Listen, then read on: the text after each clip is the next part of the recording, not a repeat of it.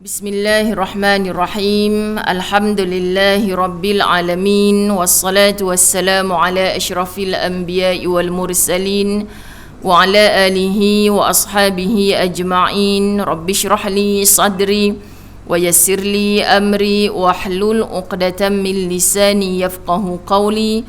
Rabbi yassir wa la tu'assir ya karim. Rabbi zidni ilma warzuqni fahma.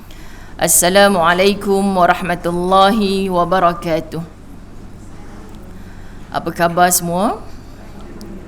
Alhamdulillah, syukur pada Allah Subhanahu Wa Taala, izin limpah kurnianya dapat kita bersama-sama di petang hari Khamis.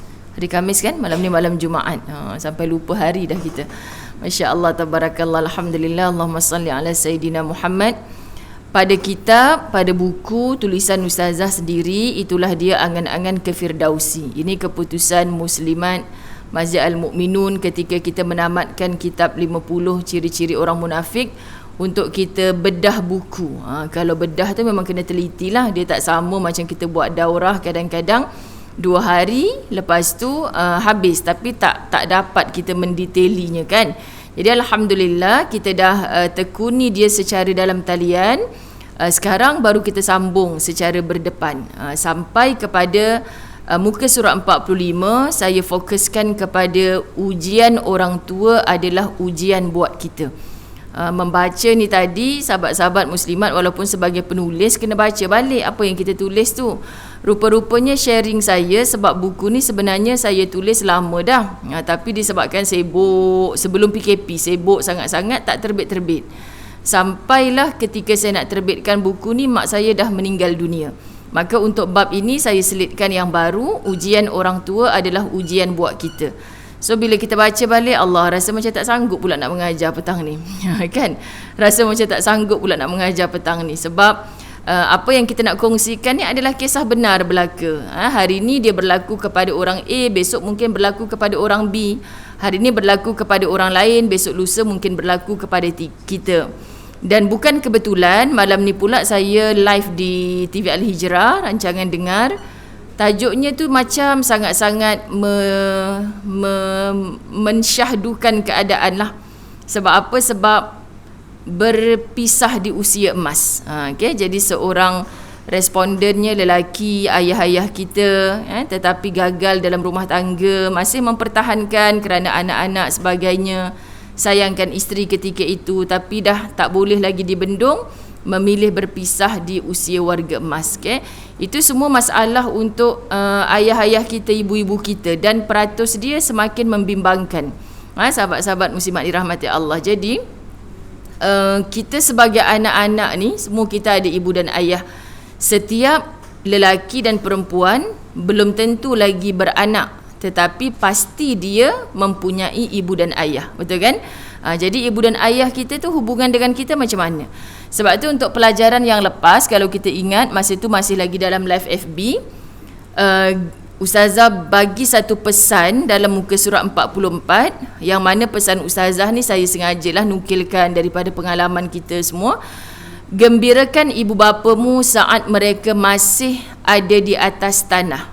Okay? Gembirakan mereka walaupun saat kau sedang dalam kesusahan, hatta tertanah. Tertanah ni saya rasa deep sangat bahasanya Buya Hamka dalam tafsir Al-Azhar. Okay? Tertanah ni sampai kita dah tak ada apa-apa lah. Sampai kita dah tak ada apa-apa. Akhirnya kebiasaannya orang macam ni, walau macam mana derhaka dia dengan ibu dan ayah dia, akhirnya dia akan cari mak ayah juga. Macam mana dulu sayang isteri sebagai, ada tempat berpaut sebagai, tapi nanti tempat mengadunya balik kepada maknya. Itu biasa manusia. Okay, jadi sahabat-sahabat muslimat dirahmati Allah, kelak saat mereka telah berada di dalam tanah, ibu dan ayah kita telah berada di dalam tanah, usah kau meronta dan melatah. Kan ini bahasa yang Ustazah tulis pada muka surat 44. Kau tidak lagi boleh berkongsi gembira dengannya kecuali doa-doamu sebagai hadiah. Okay, semoga hadiah ini diperpanjangkan oleh Allah, sebab ini jaminan Allah, tak putus hubungan seorang anak dengan ibu dan ayahnya. Okay, jadi hari ini sama-sama kita tepuk dada, tanya iman, bagaimana kita merasakan jambatan, yakni hubungan kita dengan ibu dan ayah untuk menjadi hamba Allah yang beriman. Sebab di sana ada ramai kisah, ada ramai kisah. Kalau kata ustazah, ramainya asatizah suruh kita buat baik dengan ibu dan ayah, tapi macam mana mak ayah yang tak baik dengan kita? Macam itulah kita, sahabat-sahabat muslimat dirahmati Allah, kita akan penat kalau kita bicara tentang kenapa orang tu tak buat baik dengan kita, kenapa kita je kena buat baik dengan dia. Sebab jawapannya perintah Allah. Untuk mentaati ibu dan ayah, jawapannya adalah perintah Allah. Kita tak boleh sama sekali mengatakan kenapa mesti taat. Bapak saya tu dulu tak taatkan Allah pun. Bapak saya tu dulu memang kenapa saya derhaka dengan dia? Dia yang buat saya derhaka dengannya. Banyak kan orang datang bertemu dengan ustazah bercakap demikian. Jawapannya kerana itu perintah Allah. Jadi bila sampai ke satu tahap, apa pun yang kita sebagai anak lalui, sahabat-sahabat muslimat dirahmati Allah, kita melihat biasanya usia macam ustazah lah, awal 40-an, hujung 30-an, dia dah tengok emaknya semakin uzur, ayahnya semakin uzur, dah menyusun jadual untuk perubatan ibu dan ayah, membawa ibu dan ayah ke hospital. Anak kadang-kadang 5 orang, 7 orang, 10 orang hatta tak boleh buat jadual untuk rawatan ibu dan ayah, tak boleh menghantar ke hospital. Anak jenis macam mana kita ini, sedangkan dulu sakit pening kita, apa pun kesusahan kita, semuanya kita bersandar kepada ibu dan ayah kita. Sahabat-sahabat muslimat dirahmati Allah, maka saya terkenanglah tajuk ini ketika saya menuliskan kembali. Ketika saya hampir menamatkan penulisan buku ini, saya diuji dengan Allah. Acap kali saya terkenang-kenang kalimah yang sering saya ulang sebutkan, berdamai dengan takdir. Selalu saya sebut kalimah ni, berdamai dengan takdir. Kita sebut pun rasa macam lapang dada, tapi rupa-rupanya kita sendiri yang diuji dengan Allah. Mendepani ibu yang tiba-tiba kena angin ahmar, ketika itu lumpuh separuh badan bahagian kanan. Tidak lama penglihatannya tiba-tiba gelap. Doktor kata tidak mungkin boleh dipulihkan. Ini kisah benar sahabat-sahabat dirahmati Allah. Pada tahun 2019. Ia bukan doktor kata tidak mungkin mata itu boleh dipulihkan. Kerana ia bukan masalah kerosakan mata, tetapi masalah saraf. Doktor bagi tahu otak mak ketika itu tidak boleh mentafsirkan objek yang mak lihat. Mata nampak macam cerah elok, tapi rupa-rupanya mata mak tak boleh tafsir apa benda. Pada dia nampak gelap semua. Allah, sebenarnya ujian Allah untuk mak ini adalah ujian Allah untuk kami anak-anak mak. Kami redha ketika itu. Saya tak boleh lupa satu persatu peristiwa itu. Kemudian sahabat-sahabat menghadap mak yang seperti ini dari hari ke hari menambah-nambahkan insaf di hati. Sebab apa? Ketika dibawa ke hospital itu, kami bergilir lah. Saya 5 beradik yang berbaki. Asalnya 7, tinggal 5. Jadi 5 ni 3 lelaki, 2 perempuan. Saya perempuan dengan yang bongsu. Perempuan ni dapat 1 lelaki, 2 lelaki, 3 lelaki, 4 baru dapat saya perempuan. Jadi perempuan sulung saya, yang perempuan bongsu adik saya perempuan. Yang perempuan ni lah muslimat dirahmati Allah. Kalau siang adik saya tu, sebab adik kerja dengan saya juga, mengajar di Darul Fawaz, jadi tak payah pergi mengajar, jaga mak. Sebab kenapa kami tugaskan adik bongsu ni, dia lebih arif lah bab-bab nak bercakap dengan doktor, misi, nama-nama ubat semua. Entah dia lebih nak jadi doktor tak jadi kot. Jadi dia lebih terror lah. Kalau Ustazah Zai duduk kat situ memang blur, sungguh tak faham. Jadi bila doktor datang semua nak bercakap tu memang bagi dia. Tak apalah, tak kerja tak apa, yang penting jaga mak siang. Okey, bila asar petang dia balik, anak-anak suami pun nak balik ke rumah, maka ustazah diizinkan oleh ustaz daripada asar sampailah ke subuh besok. Subuh besok adik tu pula datang siang. Jadi saya mengajar siang, lepas asar pergi hospital. Masya Allah, itulah yang kita lalui. Dan bila kita melalui, sahabat-sahabat rasa macam seronok, puas. Tapi puas yang macam mana sebenarnya? Menghadap mak yang seperti ini dari hari ke hari menambah-nambah insaf di hati. Kita tengok belajar sesuatu daripada ada mata, akhirnya tak ada mata. Daripada boleh solat, akhirnya susah nak solat. Sedangkan ketika hayatnya kita tahu dia seorang yang menjaga solat. Bayangkan resahnya hatinya kalau dia tak boleh solat. Macam tu. Jadi kita boleh plan. Kita kata nanti bila dah tua aku nak solat sungguh-sungguh. Dah balik buat haji, dah pencen nak solat sungguh-sungguh. Kita tak pernah tahu penghujung kehidupan kita macam mana. Kita tak tahu pengakhiran. Sementara Allah beri ruang, beri peluang, kita buat sungguh-sungguh sebab kita tak pernah tahu. Dan saya tak pernah menjangka mak saya yang dulunya segagah itu Allah berikan stroke macam tu. Sebab mak seorang yang sihat, kuat. Kalau daripada rumah tu, berjalan kaki je pergi pasar Keramat. Orang duk tegur-tegur kan. Bukan reti bawa kereta ke apa, jalan kaki elok. Maknanya sihat walafiat, banyak exercise. Tapi Allah uji di penghujung akhir hayatnya macam tu. Jadi muslimat, kita nampak satu persatu Allah ambil nikmat yang Allah pinjamkan. Semuanya pinjaman dari Allah. Hatta mata yang melekat di wajah kita, sepasang tangan dan kaki yang sebelum ini gah berjalan dan melakukan pelbagai kerja. Itu satu persatu saya tulis. Jadi hari ini jom kita muhasabah. Bawa masuk ke dalam diri kita. Siapa kita yang sebenarnya dan bagaimana pengakhiran tak ada siapa pun yang tahu. Okay, bayangkan sengsaranya jiwa saat ini apabila terkenang saat nikmat itu kita gunakan ke jalan maksiat. Ketika kita dah sakit, kita terbaring, kita dah tak larat nak buat apa, bayangkan saat itu kita tergambar-gambar. Aku nak bertaubat ya Allah, sakit ni kalau bawa nyawa macam mana ya Allah. Sebab itu muslimat, bila doktor mengesahkan nikmat itu sudah tidak akan kembali sihat, saya tak ada cara ke doktor macam mana nak bagi mata mak saya melihat semula. Kan? Tapi memang doktor kata tak ada cara. Okay, tak ada cara dah. Sebab apa? Sebab memang masalah saraf orang kencing manis lama kan. Pasti hati menjerit penuh penyesalan. Masih boleh untuk bertaubat. Dalam keadaan mata tak nampak tu, akal masih ada. Sebenarnya Allah beri lagi ruang, peluang. Masih boleh untuk bertaubat. Namun lengkapkah istilah taubat bila kita tidak mampu lagi menggunakan segala nikmat ke jalan yang penuh manfaat? Kan kita dah bermaksiat sepanjang kita sihat tu. Kemudian Allah uji kita dengan keadaan tidak sihat. Dan saat itu orang datang kita minta doakanlah aku sembuh. Dan kita berdoa sembuhkan aku, sihatkan aku ya Allah sebab aku nak beribadah. Ternyata lebih-lebih lagi bila doktor kata tak ada harapan untuk mata melihat lagi. Kalau kaki boleh berjalan pun dengan fizio dan sebagainya tak boleh berlari macam dulu. Jadi macam mana kita nak kata lepas ni aku nak makin gah lagi ya Allah. Saat itulah jeritan batin kita, kalau boleh aku pusingkan masa ya Allah aku nak muda kembali.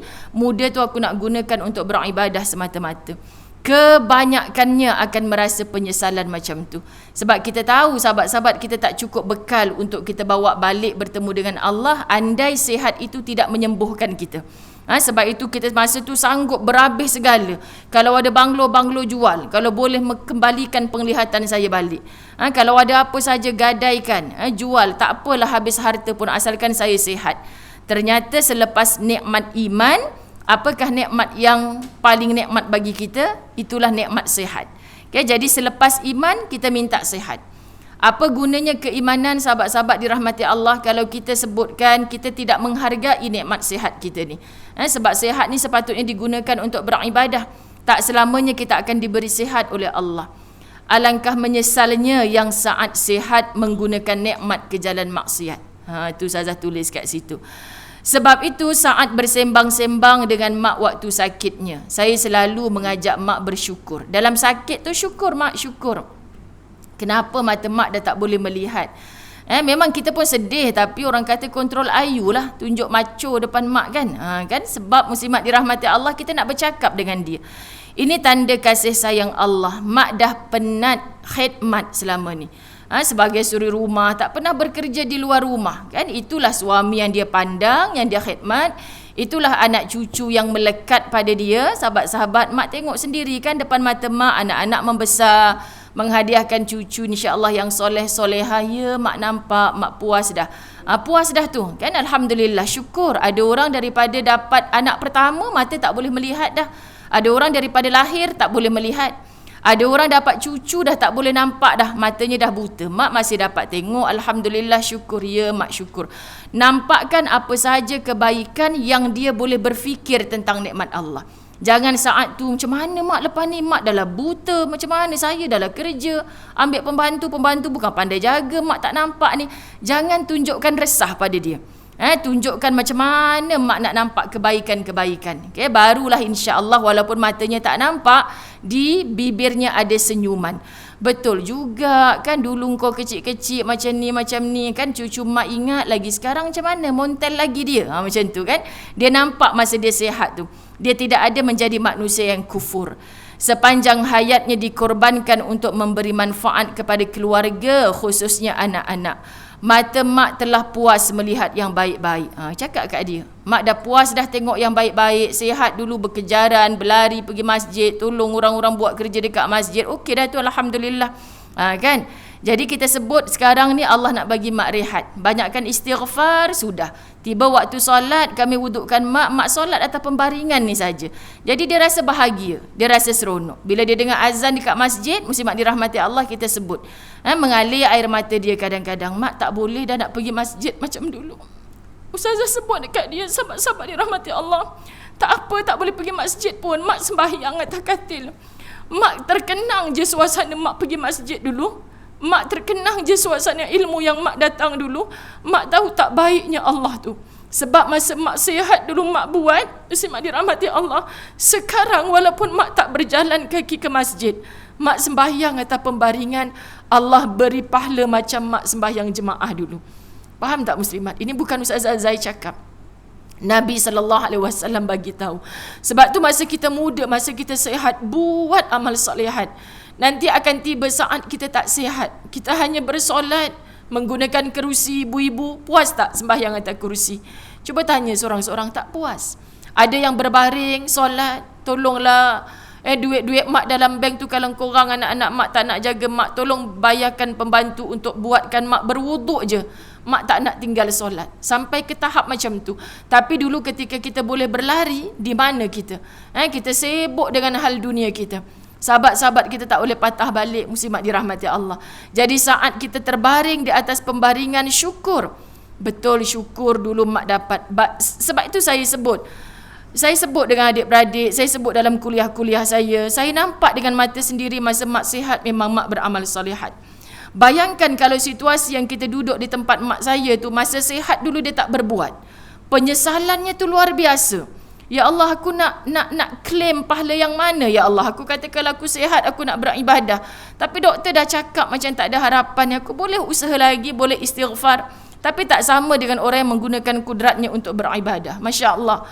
Jadi penyesalan itu jauh luar biasa. Dan syaitan lebih mudah untuk masuk. Kalau kau sembahyang sekarang ni pun sembahyang tak sempurna atas katil. Selama ni kau sihat, Allah suruh sembahyang, kau tak sembahyang. Jadi bayangkan anak-anak kita sendiri kan, kalau buat salah, takut dengan bapak dia. Kita makin lagi, itulah, tunggu bapak engkau marah sekejap lagi. Kan mak dah cakap jangan buat. Dia lagi rasa takut, rasa macam sahabat-sahabat dirahmati Allah, bersalah tu luar biasa. Kan? Jadi kita sebagai mak, lain kali jangan buat lagi. Mak dah tak tahu dah nak defend macam mana lagi. Ni kalau ayah tahu macam mana? Kan tolonglah, inilah yang terakhir. Mak tahu kamu orang baik. Itu lebih membugarkan hati dia. Itu lebih dia berazam, aku takkan buat ni, nasib baiklah mak aku tolong ni. Lepas ni kalau mak tak tolong macam mana lagi dah? Sahabat-sahabat muslimat dirahmati Allah, kita akan merasai suasana macam tu. Sebab tu itu yang paling terkesan di hati saya. Macam mana ya Allah, jangan tunggu tua baru aku nak buat kebaikan ni. Sekarang ni kita kena buat. Untungnya kalau jadi macam mak, dia teringat. Saya ada alasan, mak dulu masa sihat mak buat. Sekarang mak teringat, solat seadanya pun Allah bagi macam pahala orang berjemaah. Macam orang yang bermukim, kita just stay at home hari tu kan, sahabat-sahabat muslimat. Ada tak dalam just stay at home ada peluang bersolat duha, kita tinggal. Kita tak penat sangat dalam just stay at home. Contoh, kalau ibu-ibu muda lagi penat lah, sebab anak-anak semua jap pakai topi cikgu, jap pakai topi makcik kantin segala kan. Kalau ibu-ibu pencen, muslimat dirahmati Allah, sampai aduh dah bosan dah ustazah, selalu waktu ni kat masjid, ni duduk rumah saja. Jadi dalam bosan-bosan tu banyak rehat, jap baring, dengar tengok Google Meet pun baring kan. Macam tu kan kita masa just stay at home hari tu. Kan, jadi sahabat-sahabat muslimat dirahmati Allah, malam tu pun masih ada alasan. Ngantuk lah ustazah, tak larat nak bangun qiyamul lail. Kata tak ada benda nak buat siang hari, tapi malam tak bangun juga qiyamul lail. Sekarang baru berapa minggu, belum berbulan-bulan lagi kita dah boleh ke sana sini, dah ada dah orang rindu. Kalaulah duduk di rumah macam dulu, rasanya saya boleh buat solat duha. Bohong. Setahun setengah dah Allah dudukkan kita kat rumah. Tapi kita tak juga solat duha. Kita tak juga singkatkan masa tidur kita untuk beribadah malam. Kita tak banyakkan juga baca Al-Quran. Berapa kali peluang Allah nak beri kepada kita, muslimat dirahmati Allah. Jadi perkara macam ni, Allah dah cerita dah dalam Quran betapa banyaknya kaum yang terdahulu tanpa Allah beri peluang, Allah hapuskan. Tak bersisa pun mereka. Kita ni sebab syafaat Muhammad sallallahu alaihi wasallam, Nabiullah, kekasih Allah. Kita umat Muhammad sallallahu alaihi wasallam, Allah pandang sungguh-sungguh. Allah kesian kat kita. Allah beri peluang dan ruang berkali-kali. Jadi jangan sampai kita dah tua, sahabat-sahabat muslimat, masih lagi tidak mau taat kepada Allah, bahkan masih bermaksiat kepada Allah. Sebab tu bila kita bermusafir, suami kita nak cepat, abang kena sampai dekat tempat ni sekian-sekian. Kenapa duk tanya je bila nak berhenti ni? Contoh suami tanya gitu. Taklah bang, tak sedap hati, patut waktu ni dah duha dah, tapi sebab abang nak cepat, tak apalah, teruskan je lah perjalanan. Teringat je, tapi kita tak sempat buat, muslimat. Rupa-rupanya kata Nabi SAW, kita dipandang dalam musafir itu dapat 2 pahala. Satu, orang bermusafir dengan niat kebaikan. Yang kedua, muslimat dirahmati Allah, tengah bermusafir, ingat kalau kat rumah ni boleh solat duha. Tapi sebab kita nak cepat, ada urusan tapi terhalang, benda tu sunat. Bukan kita tak solat subuh, bukan tak solat zuhur, asar. Tapi kita terniat, kalau kita paksa juga suami ni, akhirnya lambat pula dia pergi meeting nanti ni. Rupa-rupanya kita dapat juga pahala bersolat duha walaupun kita hanya teringat. Sebab kalau kita bermukim, kita duduk di tempat tinggal kita, sahabat-sahabat, kita tak tinggal benda tu. Jadi bila kita bermusafir, kita tak dapat buat, Nabi kata dipandang macam orang berbuat. Sama macam ketika orang sakit. Kan sakit teringat, jangan tak sembahyang. Ni sakit sikit kita tak sembahyang. Kalau terpaksa merangkak pergi bilik air, kita solatlah sempurnanya. Jangan kita baca surah panjang-panjang pula, demam kita. Kita baca Fatihah cukup dah.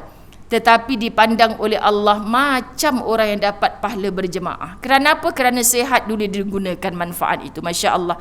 Jadi perkara macam ni, muslimat dirahmati Allah, mengajar kita untuk bermuhasabah. Siapa aku sebenarnya di sisi Allah? Okey, saat kita dah tak boleh patah balik ke belakang, apa peluang yang ada ni? Sebab tu semalam di Masjid Al-Falah pun saya sebutkan, muslimat dirahmati Allah, kita bukan berjalan ke belakang, kita berjalan ke depan. Belakang tu adalah dunia yang kita tinggalkan, depan kita tu adalah akhirat. Dan pasti kita akan menemui kematian untuk bertemu dengan alam akhirat. Kita pasti mati untuk kita bertemu dengan Allah. Jadi tak ada siapa yang boleh lari daripada mati itu. Okay? Hari ini dengan badan yang tak mampu bergerak, Allah hendak mengangkat darjat kita sekeluarga jika terus sabar dan redha. Ini maksud saya tulis dalam bab ini. Kan ujian tu bagi mak ayah kita, nampak mereka uzur, nampak mereka sakit, kena ulang alik hospital, tapi bukan ujian untuk mak saja sebenarnya, tapi adalah ujian untuk anak-anaknya. Ujian untuk kita. Kita sebut benda ni, saya sebut dalam family group, sahabat-sahabat, ini ujian untuk kita anak-anak mak. Sebab itu lagi sakit mak ayah, kadang perasan tak, ada yang makin rapat hubungan adik-beradik. Tapi ada yang makin diuji sakit, orang tuanya makin jauh, makin salah menyalahkan. Semua kita ustazah anak perempuan, bukankah dalam Islam anak lelaki yang kena jaga? Dahlah kita yang jaga, lepas tu abang tak tanya pula, pampers, ubat mak semua tak tanya. Sahabat-sahabat, akhirnya makin jauh, makin salah menyalahkan. Kenapa berlaku perkara macam ni? Sebab dia tak nampak ujian mak ayah tu adalah ujian untuk kita juga. Okay? Hamba yang redha dengan ujian Allah adalah hamba yang dimuliakan Allah. Redha dengan ujian Allah adalah hamba yang dimuliakan Allah.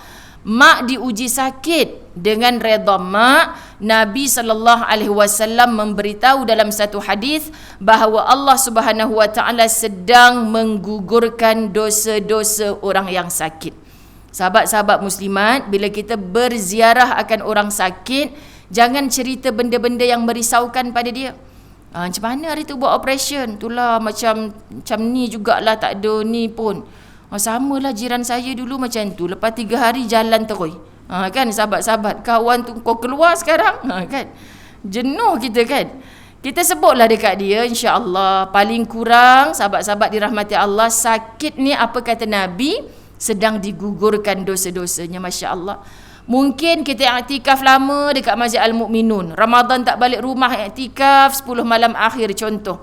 Belum tentu lagi dipandang Allah, belum tentu lagi diterima Allah. Sahabat-sahabat kita tak tahu penyakit-penyakit hati yang ada di dalam ni. Tapi dengan ujian macam ni, kita reda Allah sedang gugurkan satu persatu dosa-dosa kita. Itulah cara saya selalu memujuk mak. Bagi dia seronok sikit. Lah, mak ni banyak dosa. Kalau tak sakit mungkinlah mak lupa nak beristighfar pada Allah. Jadi dia mengiyakan bila betul cara pujuk kita. Semoga bila bertemu Allah kelak, mak menjadi hambanya yang dijemput masuk ke dalam syurga kerana telah habis gugur segala dosa asbab mak reda dengan ujian sakit ini. Jadi sahabat-sahabat, tak perlu kita berada di atas pembaringan. Kadang-kadang kita diuji dengan pelbagai. Sekarang ni guru kepada Muslimat Masjid Al-Mu'minun juga, Ustazah Nur Ruzana Natiyah, kan positif COVID bersama dengan suami. Muslimat dirahmati Allah. Sekarang kita risaukan bayinya, anak-anak kecilnya, Masya Allah. Juga Ustazah Ainun Mardiyah belum sembuh. Ustazah Nazirah Alhamdulillah sembuh dah.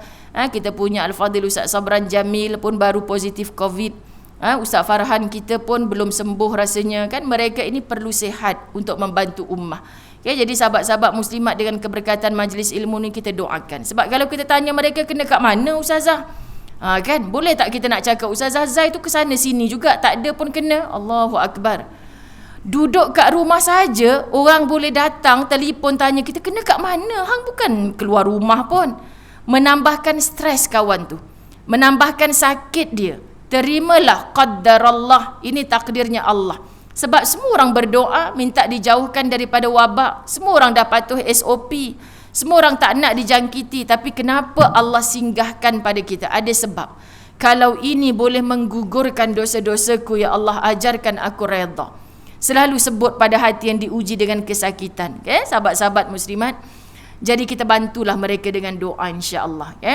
Dan seisi keluarga, khususnya anak-anak mak yang bersusah payah mengambil peluang menjaga mak dengan baik, turut diberi kebaikan oleh Allah.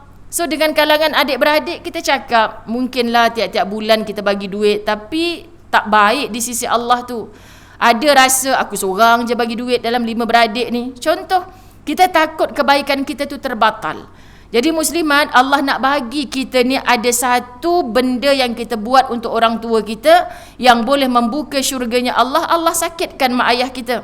So dalam 5 beradik tu Allah nak tengok siapa yang paling ikhlas pun Allah pandang. Maka kalau ini boleh menggugurkan dosa-dosa kita, ambil peluang. Sampai ada orang sanggup berhenti kerja. Sampai ada orang sanggup ketepikan peluang-peluang. Sahabat-sahabat, mak saya tengah stroke dulu, saya punyalah meratap kalau boleh bersujud depan dia. Mak kena bawa jemaah ni pergi Mekah, raya dekat sana akhir Ramadan. Macam mana mak? Tak payah nak sibuk-sibuk, mak sihat kat sini, ada adik-beradik lain jaga. Tu tanggungjawab engkau, pergilah, buatlah yang terbaik. Kalau Allah kata kita jumpa, nanti jumpalah. Tapi kalau Allah kata tak jumpa, engkau duduk jaga sebelah mak, pegang tangan mak pun tengok-tengok mak meninggal dah. Tak jumpa juga. Faham sahabat-sahabat dirahmati Allah? Maksudnya lapang dada orang tua. Sebab dia tahu walaupun jauh hatinya bersama. Jadi kita pun boleh laksanakan kerja kita dengan tenang. Jangan kita jadi ibu dan ayah muslimat dirahmati Allah, kita rasa takut nak mati. Kalau mak mati seorang-seorang, nanti anak mak tak pegang tangan mak, tak ajar mak ucap syahadah, macam mana? Sebenarnya atas kita. Kita kuat, kita buat persiapan, kita tahu saat kematian tu boleh menjengah tiba-tiba. Sahabat-sahabat muslimat dirahmati Allah, bukan kerana anak kita teman atau tidak. Bukan kerana doktor yang kita bayar mahal-mahal, bukan. Tapi kerana iman dan ketakwaan kita. Sebab tu semua kita ada peranan macam ni. Ada rasa untuk kalau aku mati nanti macam mana ya Allah. Sebab tu bila COVID ada ibu-ibu pengajian muslimat yang kita tak jumpa, bila mereka kata Ustazah Hacik ni seorang-seorang je kat rumah Ustazah. Apa cara pujuk Ustazah Zaid? Tak apa cik, bagusnya Allah beri dekat Acik. Nanti mati seorang-seorang juga kan cik. Kan ini adalah latih tubi yang Allah beri. Ulama Ustazah terasa. Betul? Latih tubi yang Allah beri sahabat-sahabat. Akhirnya seorang-seorang. Kita takut muslimat dirahmati Allah, takut biasa beramai-ramai, saat matinya kita ditinggalkan. Saat itu kita rasa macam Allahu Akbar. Kenapa masa aku sihat orang datang keliling aku, tapi masa aku sakit seorang pun tak datang ziarah. Sebab tu di sana ada bahasa kan, kita nak kenal sahabat-sahabat kita yang soleh-solehah, yang baik-baik. Saat kita susah dia datang tak cari kita. Dia hulurkan tak bantuan. Ada jenis kawan sahabat-sahabat bila kita senang dia berkeliling kita. Macam-macam yang dia tumpang. Tapi bila kita sedih, bila kita susah, seorang tanya khabar pun tidak. Tak payah pergi nanti kena jangkit COVID dengan dia. Bukan suruh pergi sebab kita tahu SOP. Tapi sekali 2 minggu kawan tu sakit, telefon tanya khabar pun tidak. WhatsApp pun tidak. Sangkut makanan kat pagar pun tidak. Hantar vitamin yang sihat-sihat dan bagus pun tidak. Masya Allah, tabarakallah sahabat-sahabat. COVID ni sangat mengajar. Saya sendiri mengambil pengalaman itu, Masya Allah kan. Berapa ramai sampai bendahari surau kami kembali ke rahmatullah sebab COVID. Adik-beradik, keluarga sebelah bapa, sepupu, sepapat, pak penakan sebelah bapa saya 16 orang meninggal asbab COVID. Tak berjumpa. Tapi muslimat dirahmati Allah, besar hikmah kalau kita nampak. Satu persatu Allah tunjukkan. Sebab apa? Sebab kita tahu, kita tak minta pun benda ni. Berlaku dalam keadaan, saya ingat seorang anak kepada sepupu saya, kuarantin satu rumah, pagi-pagi dalam rumah, sarapan makan bihun goreng. Si kakak nampak adik dah macam lemah, tak larat, suap makan bihun goreng. Kan? Lepas suapan yang terakhir itu, terlentok dekat kursi sebelah, terus meninggal. Hanya berusia 22 tahun. Kan sebab punca kalau nak ikutkan, dia kena dekat tempat kerja dia. Jadi macam dah lama dia baru menjangkit dekat yang lain. Jadi pernafasan dia tu dah, saya tak boleh lupa. Abang saya satu flat yang sama, ambil gambar, polis datang dekat rumah. Daripada jauh-jauh je, tak boleh datang dekat. Dan ada seorang sepupu saya di GH, Hospital Besar KL, kami memang menangisi kematian dia sebab hari keempat baru boleh bawa jenazah keluar. Kenapa sampai 4 hari muslimat? Ketika itu GH ada 100 ke 120 mayat. Masya Allah kan. Jadi abang saya ni ambil risiko lah sebab adik-beradik yang sepupu anak-anak dia semua kuarantin. So abang saya imam dekat flat tu, dia pun ambil, tak apalah kita je saudara yang dekat kat sini, tak apa kita pergi nak tuntut jenazah. Sebenarnya risiko juga tu, daripada pagi duduk dekat GH dalam keadaan macam tu, ambulans tu jangan cakap lah. Masya Allah. Okay? Jadi perkara-perkara macam ni rupanya antara hikmah sekarang makin mengukuhkan hubungan. Jiran-jiran yang dulu tak kenal, bila tahu dia kena COVID, ya Allah bang, apa yang kita nak tolong ni? Ni seorang lagi ni dengar dekat grup taman ni, tolonglah beli sarapan, nanti lebihkan sikit sangkut kat rumah tu. Tak pernah berkenalan, tiba-tiba berkenalan. Dan sekarang lepas daripada COVID, yang dulu tak ada kat surau, sekarang ada dekat surau. Sebab apa muslimat dirahmati Allah? Hikmah. Jadi kita nak cari Allah create satu benda untuk kita ni, untuk kita tempuh je. Rupa-rupanya bila kita tempuh dengan satu amal soleh, berganda-ganda lagi perkara soleh yang kita boleh ambil peranan, yang kita boleh ambil cakna sama-sama, yang kita boleh rebut peluang untuk mengumpul pahala dan pahala lagi. Masya Allah. Okay? Jadi jangan pandang buruknya saja. Itu saya kaitkan. Rugilah anak yang diuji dengan ibu dan ayah yang sakit, tetapi membiarkan mereka bahkan berlepas tangan untuk menjaga mereka dengan baik. Saya ulang sahabat-sahabat, rugilah anak yang diuji dengan ayah dan ibu yang sakit. Kan? Tapi dia tak mengambil peluang. Dia biarkan mereka bahkan berlepas tangan. Alah, Kak Ngah lah jaga, Kak Ngah bukan kerja pun. Dah tahu dah Kak Ngah tak kerja, takkan sebulan langsung tak boleh jenguk. Mentang-mentanglah Kak Ngah tu suri rumah yang paling dekat dengan mak ayah. Kamu dah lah tak boleh balik sebulan sekali. Tanya tak khabar Kak Ngah? Cukup tak duit belanja? Siapa yang bawa pergi hospital? Hantarkan tak kenderaan? Dah lah Kak Ngah tak boleh bawa kereta nak bawa mak ayah pergi hospital. Kenapa kita daripada KL ni kita tak bantu? Ni hujung minggu ni mak nak pergi hospital. Kau macam mana Ngah? Okey ke? Dah aku okey. Macam mana aku tak boleh bawa kereta ni? Tak apa, aku hantar Grab siap depan. Aku siap je kan mak je. Aku bayar dah, bank in siap daripada sini. Itu mencantikkan hubungan adik-beradik, sebab adik-beradik kita rasa hilang penat, disokong walaupun dari kejauhan. Kita sahabat-sahabat muslimat dirahmati Allah, tanya khabar pun tidak. Tapi bila mak sihat, kita sibuk tanya, kat mana letak baki-baki harta dia. Terasa mak tu muslimat dirahmati Allah. Sebab apa? Sebab masa aku sakit, engkau tanya khabar pun tidak. Aku dah boleh bercakap semula sihat, engkau tanya. Kan sebab apa? Nampak dah dek mata orang tua siapa selepas kematian dia akan kekal mendoakan. Masya Allah. Okay, dengan ujian ini, setiap kali memandikan mak, saya rasa ingin berebut dengan adik-beradik yang lain. Suasana ni sangat indah muslimat. Rasa macam rugi kalau tak rebut peluang tu. Rasa macam Berebut. Kalau dalam family group tu pagi ni siapa yang nak mandikan mak ni? Bukan yang duduk satu rumah kadang-kadang. Sebab yang duduk satu rumah tu dah memang penat dengan tak jaga, tak tidur malamnya. Jadi yang kat luar daripada asalkan boleh start motor, boleh ni, jangan mandi dulu, insya-Allah aku sampai sebelum pukul 8. Berebut. Kerana apa muslimat? Terkenang saat dari hari pertama kita dilahirkan. Mana ada bayi yang pandai mandi sendiri? Tak ada. Daripada kita dilahirkan, doktor misi yang angkat. Mak kita tak larat masa tu. Tak ada seorang pun yang boleh pergi bilik air sendiri untuk mandi. Semua sahabat-sahabat dirahmati Allah. Mak kita sakit menahan, keluar daripada hospital. Balik ke rumah, kadang-kadang tak disantuni oleh orang tuanya. Sakit lagi tu. Ada yang suami tak bantu mandikan anak-anak sendiri. Tak ada siapa pun bayi yang boleh uruskan dirinya sendiri. Itu beza sebenarnya manusia dengan binatang. Ada di kalangan binatang, sahabat-sahabat dirahmati Allah, keluar-keluar je dia yang merangkak cari susu ibunya. Faham ya muslimat? Tapi bayi manusia tak ada pun yang merangkak mencari susu ibu. Kena angkat duduk di atas pangkuan. Nak cerita kita ni nak tunjuk hebat macam mana. Okey, tapi binatang yang tak ada akal tu kadang-kadang lebih sayangkan ibunya.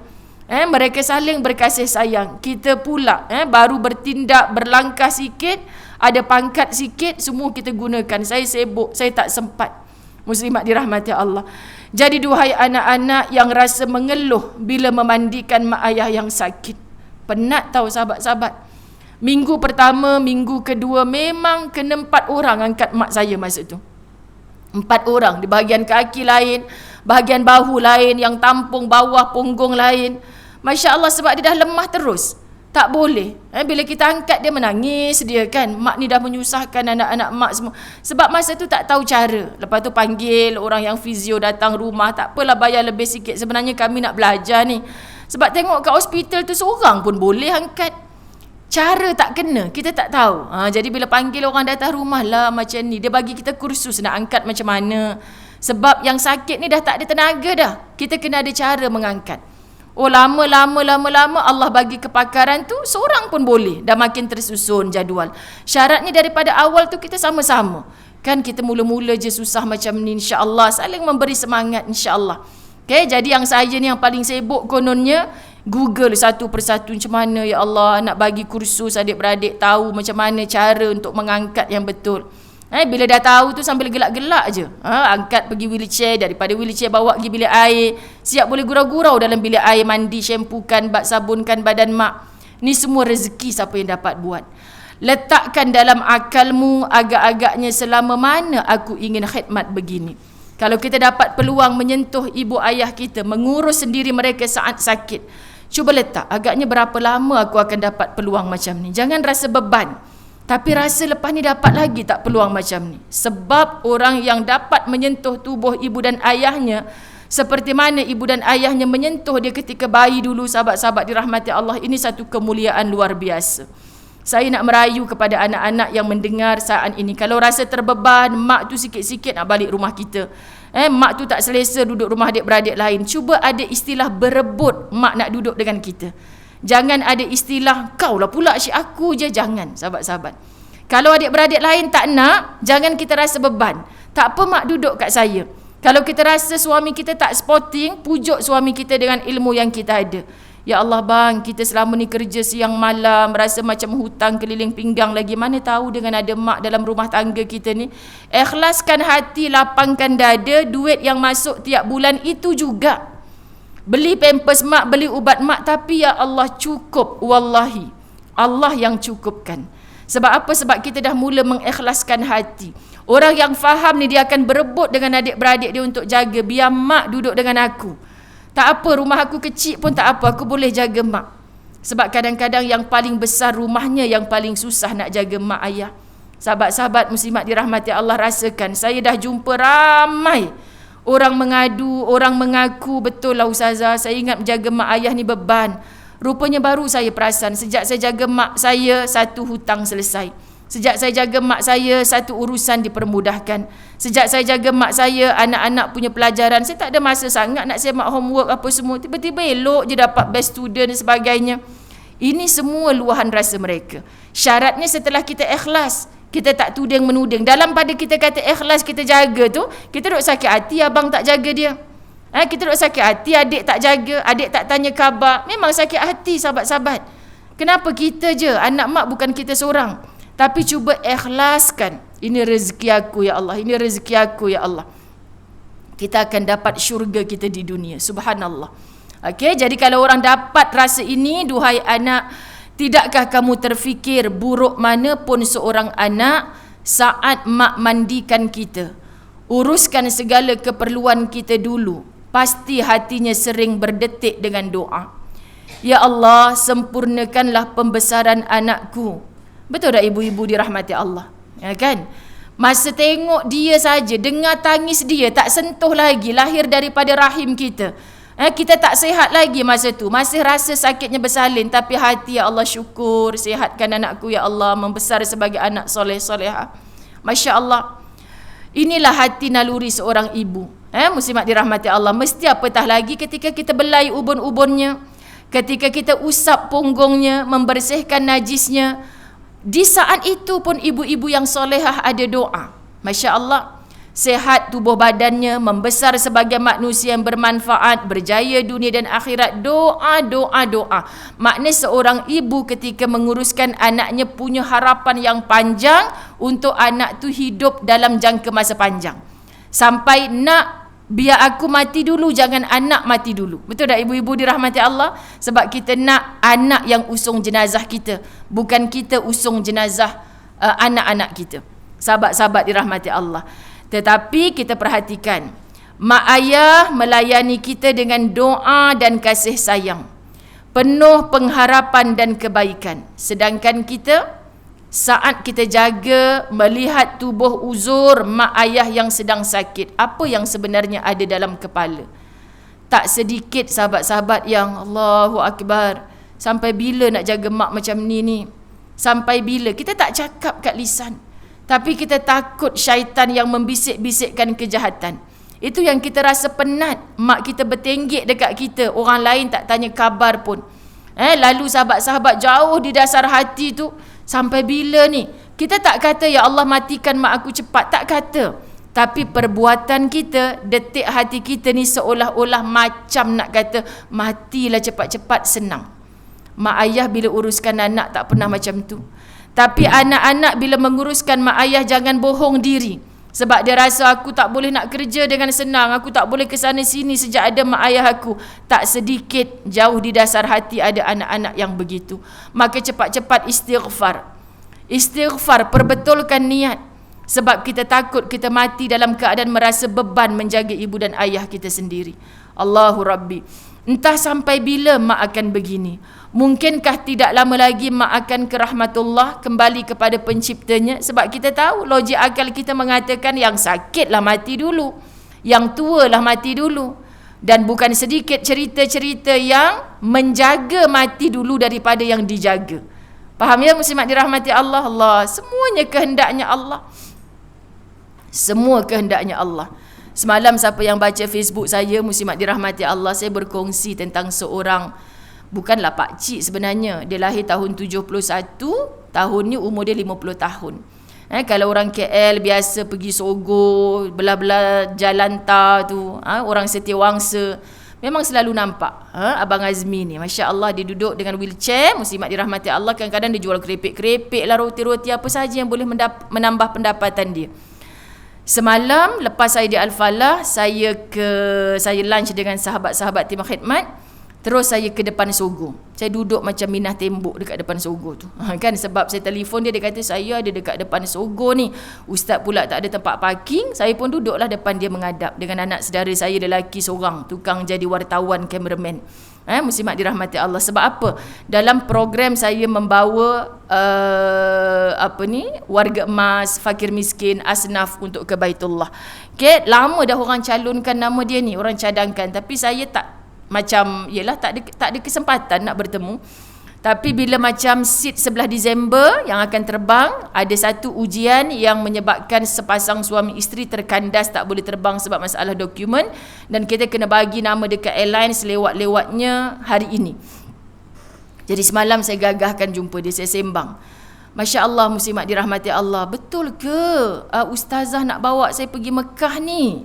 Saya dah lama dah berdoa ustazah, sampai saya mimpi-mimpi saya boleh berjalan. Dia tak boleh berjalan, full wheelchair. Kaki ada tapi kaki dia lembik. Kalau dekat rumah dia berjalan dengan tangan dia sampai bengkok. Jadi dia akan naik dekat wheelchair dia tu. Saya pun tak dapat bayangkan macam mana. Tapi mulanya kita nak cari seorang lagi sponsor untuk bawa adik-beradik dia ke siapa untuk bantu dia. Dia dengan sangat yakin, tak payah risau. Saya seorang pun saya boleh sebab saya pernah duduk pondok dulu. Saya uruskan diri saya sendiri semua. Masya Allah. Kita tengok dia atas bawah. Solat jemaahnya kerap. Solat 5 waktunya tak pernah tinggal. Itulah kerusi roda dia menjadi saksi, muslimat dirahmati Allah. Dan dia macam mimpi sebab dia kata arwah mak dia kumpul duit sampai mati tak pijakkan kaki ke Mekah. Jadi kalau saya dapat pergi Mekah ni ustazah, Masya Allah, kan pendekkan ceritanya, dia rasa bahagia sangat. Semalam lepas dia buat kerja-kerja dia pukul 10.30. Lepas saya jumpa dia tu, saya terus ke Ipoh urusan serahkan jemaah umrah punya beg apa semua. Kemudian saya patah balik ke KL pukul 10.45. Saya telefon dia, nangis-nangis. Sahabat-sahabat baru bercerita dengan adik dia pun tak percaya. Jadi pagi tadi ustaz bawa dia pergi immigration. Ambil gambar, nak buat urusan pasport semua. Lepas tu ada masalah, dia punya jari ni tak boleh chop jari sebab tangan OKU kan, tak boleh chop. Mujur ustaz uruskan sendiri. Ustaz bawa pergi JPN sebelah pula. Pergi JPN sebelah, keluarkan satu surat. Tapi bila nak bawa ke Mekah ni pengalaman ustaz, jadi bila bawa ke Mekah kenalah translate kan daripada surat bahasa Melayu tadi tu. Bawa pula pergi Institut Terjemahan Negara. Bawa pergi sana, muslimat dirahmati Allah. Saya boleh terbang ke ustaz, lulus dah bang semua. Dah insya-Allah tak ada masalah. Doa je banyak-banyak. Masya Allah, senyuman dia tu muslimat, saya rasa macam tak pernah tengok orang senyum semanis itu. Sebab cita-cita dia, impian dia. Saya pernah mengaji pondok dulu, seorang ustaz bagi tahu saya, kalau kita niat je, kita buat je apa yang Allah suruh, doa je banyak-banyak, satu hari Allah akan kabulkan. Inilah harinya ustazah, saya tak sangka saya akan pergi ke Mekah. Masya Allah, muslimat dirahmati Allah. Tolong ya sahabat-sahabat Masjid Mukminun, bantu dengan doa. Permudahkan insya-Allah hamba Allah ni. Saya tak sabar walaupun saya tak terbang untuk grup 11 Disember ni, tapi saya mengiringi mereka sampailah insya-Allah. Saya bagi seorang teman untuk dia. Kemudian ustaz-ustaz yang mengiringi, semuanya insya-Allah dipermudahkan. Sebab kami dah bawa dah golongan-golongan yang macam ni sebelum ni. Hatta orang buta kami pernah bawa. Masya Allah, barakahnya, auranya tu luar biasa. Lagi nampak grup tu macam senang diurus, lagi macam kurang sangat ujian. Bila dia berterima kasih, abang jangan terima kasih kat kami yang patut terima kasih. Sebab mereka ni adalah golongan ad-du'afa, golongan-golongan lemah. Quran bagi tahu kita ni mesti tolong orang lemah.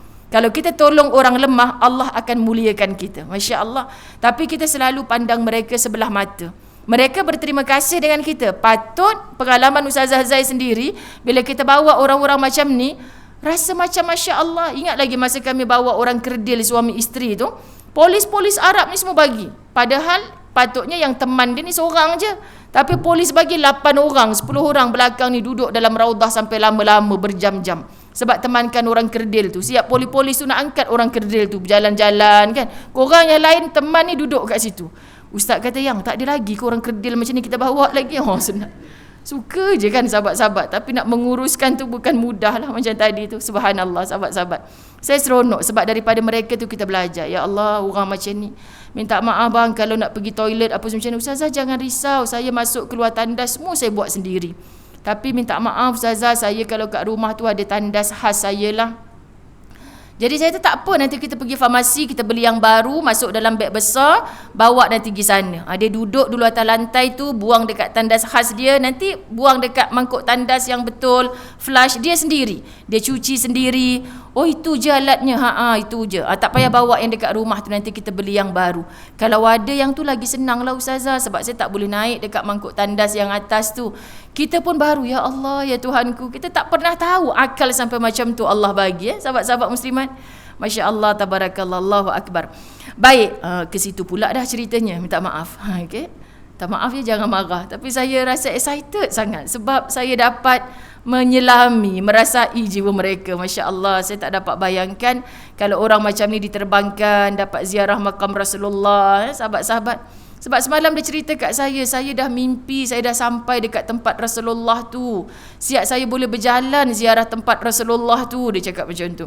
Kemudian saya boleh bertawaf. Dah Ustaz Azwan pula nangis-nangis dengan cerita dia. Yang macam mana kalau dia balik nanti dia boleh jalan sungguh, kan? Doa je lah, kan? Dah pelik-pelik pula dia. Memang kaki dia memang kesian sangat. Tapi tak pernah meminta-minta. Siapa yang tengok video dekat Facebook saya semalam muslimat, saya tak pernah nakkan harta. Cuma saya berdoa saya nak pergi Mekah. Saya jual sambal, saya jual ni, saya buat sendiri. Supaya modal dia sikit, Ustazah, saya buat sendiri, saya tak ambil dekat orang. Saya kumpul duit. Saya nak pergi Mekah. Subhanallah, terima kasih Allah menjumpakan Ustazah Zai dengan orang macam tu. Okay, saya tak jumpa kalau orang tak recommend, kalau orang tak cerita muslimat. Okay. Bahkan mereka mahu anak-anak terus membesar dengan sihat. Biarlah pindahkan sakit itu kepadanya. Ini jiwa seorang ibu.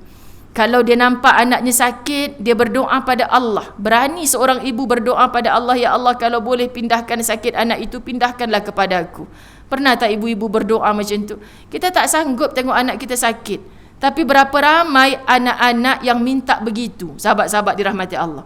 Ustazah Zai hari tu macam nak berdoa, ya Allah, kan mak dah tak boleh nampak dah, kalau boleh mati. Tak jadilah nak doa, tak jadi. Sebab nak ngajar, nak baca Quran, kan sahabat-sahabat. Nak kata solehah macam mana? Tak jadi. Allah, engkau lah yang tahu. Takut hati ni. Maknanya kita insaf ni. Kalaulah dia pusing, saya yang dalam keadaan macam tu, mesti mak saya kata, tak apalah doktor, ambil lah mata saya kalau boleh. Tapi kita ni muslimat, mak ni dah tiba. Kalau kita cakap dia, mak, kalau ada mata orang pindah, doktor kata boleh, tak payah, mak dah tua, dah memang layak dah untuk masuk dalam kubur tu. Kau hidup kena betul-betul taat pada Allah. Gunakan mata untuk ibadah, gunakan kaki untuk ibadah. InsyaAllah mak redha ni. Muslimat dirahmati Allah. Jadi kita rasa tak baiknya lah kita ni. Kalau mak mesti biarlah sakitnya dipindahkan kepada aku. Masya Allah. Ya Allah, kau rahmatilah ibu dan ayah kami ini, wahai Allah. Okay? Semua ibu, semua anak-anak, tolong. Sebab apa? Dalam minda kita, sahabat-sahabat, ini daripada saya darjah 2 lagi. Saya darjah 2, saya ingat lagi, saya berceramah dekat atas pentas. Bersyarah, kan muslimat, dapat bayangkan. Kain songket, masa tu kan ingat lagi, kain songket pun pinjam.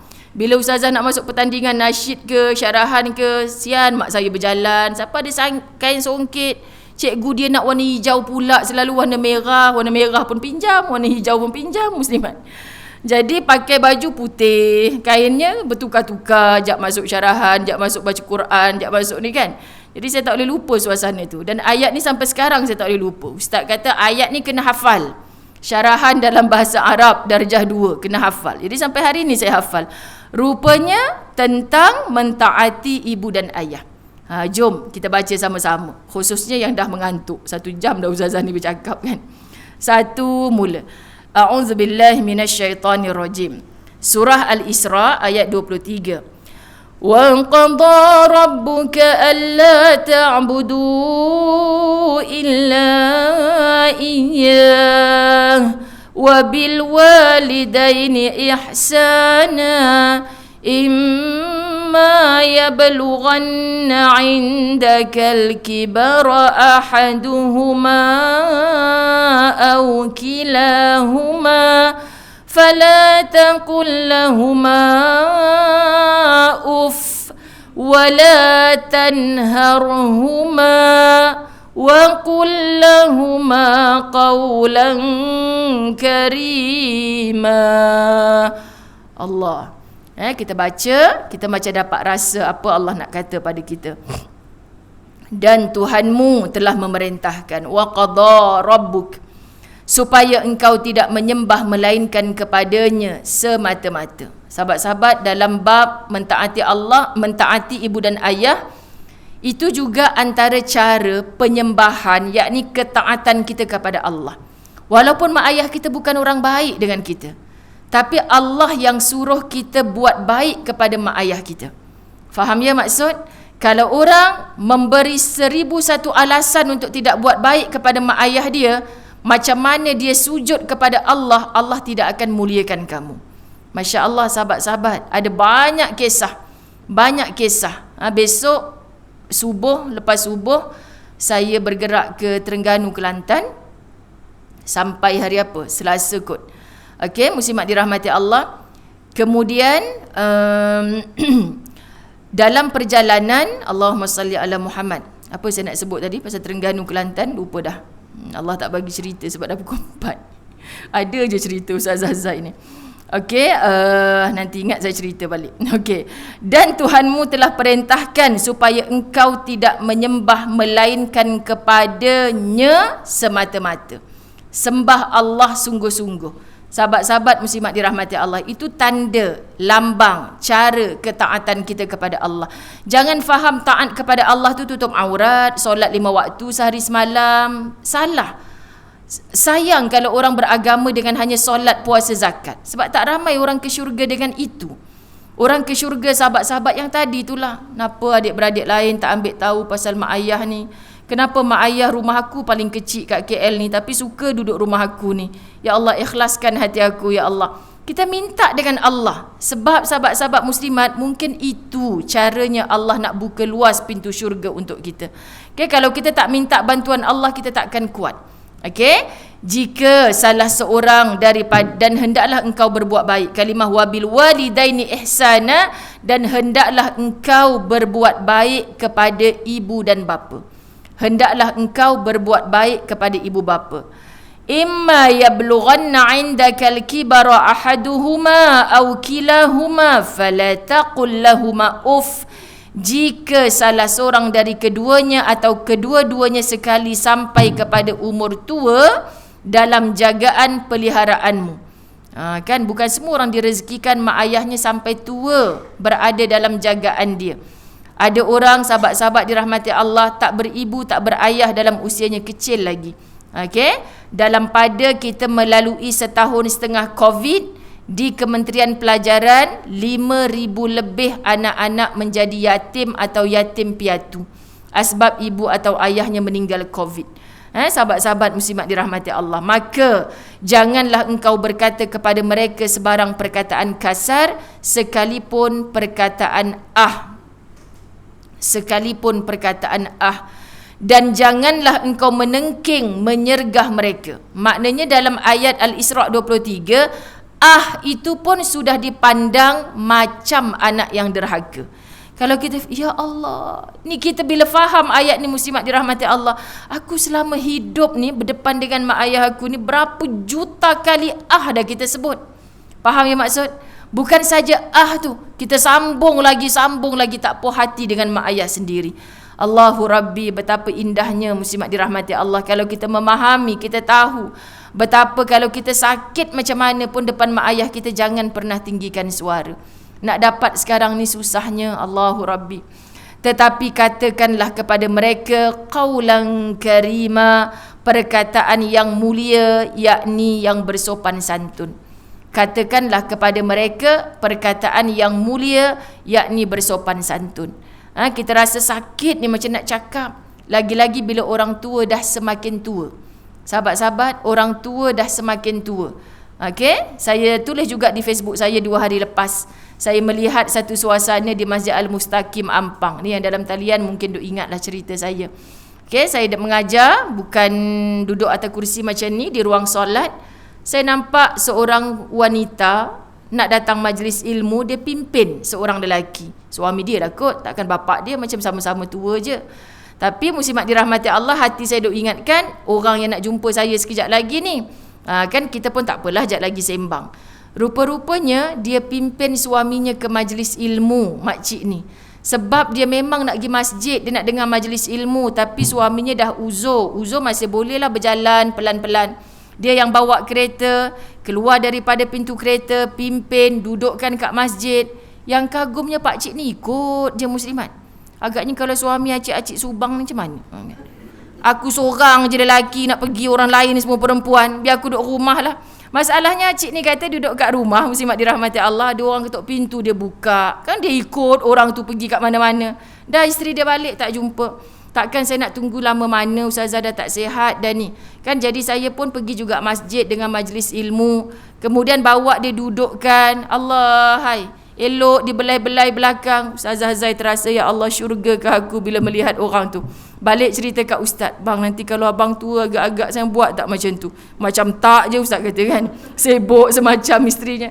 Maksudnya muslimat dirahmati Allah subhanallah kan. Itu mak ayah kita. Kan di mana anak-anaknya. Saya percaya insya-Allah dia mempunyai anak-anak yang soleh-solehah, tapi betapa solehahnya seorang isteri. Dudukkan kat situ. Sebab ustazah dekat rumah dia okey, tapi saya tak nak dia keluar rumah, nanti dia buka api sorang-sorang. Bayangkan kalau kita tak temankan mak ayah kita yang dah tua. Okey, sahabat-sahabat, doakan juga Ustazah Zai. Hari ini pertama kali rasa buat pengumuman. Rumah saya yang menjadi Darul Fawaz tu saya tutup sementara.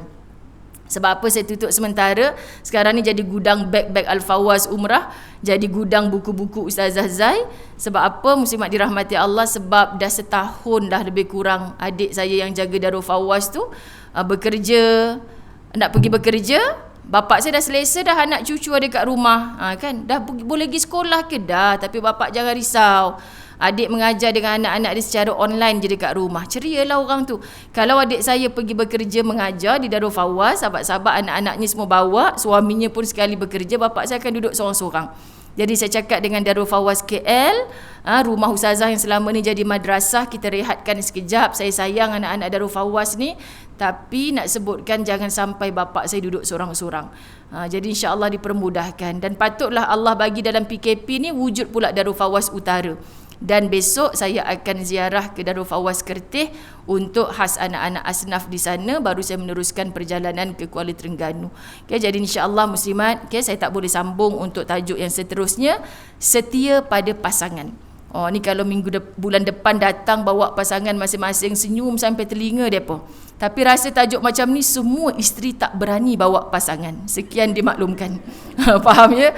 Rasa macam tak layak je ustazah kan. Macam tak berapa nak setia je. Jadi saat menulis ni pun tangan menggigil. Macam mana aku di hadapan Allah nanti. Subhanallah. Moga Allah ampunkan dosa-dosa kita. Moga Allah redha pada kita. InsyaAllah lain waktu kita bertemu. Malam ni tonton dengar TV Al-Hijrah. Sebab tajuk tu sangat menyentuh hati lah kan. Dah tua-tua, sahabat-sahabat dirahmati Allah, nak mengharap pada isteri, anak-anak, akhirnya dia duduk seorang-seorang. Dia lapangkan dada dia untuk duduk memilih di rumah orang tua-tua. Okay, jadi orang yang duduk di rumah orang tua-tua tu, kalau kita sembang macam-macam cerita mereka. Okay? Moga Allah ampun dosa kita dan beri kedudukan yang terbaik dari dunia sampai akhirat. Terima kasih banyak. Wabillahi taufik wal hidayah. Assalamualaikum warahmatullahi wabarakatuh.